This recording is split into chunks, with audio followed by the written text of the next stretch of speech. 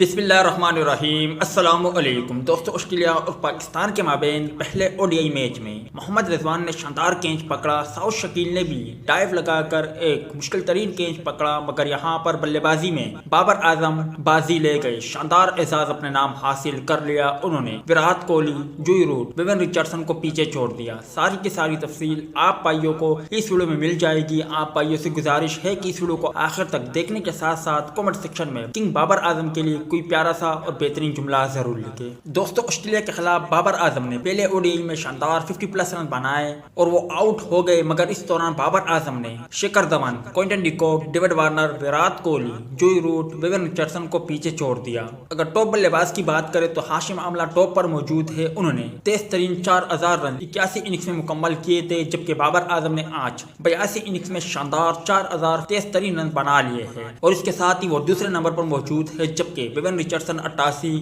جوئی Root 91، Virat Kohli 93، David Warner 93، Quinton de Kock 94، جبکہ شیکھر دھون 95 کے ساتھ 8ویں نمبر پر موجود ہے۔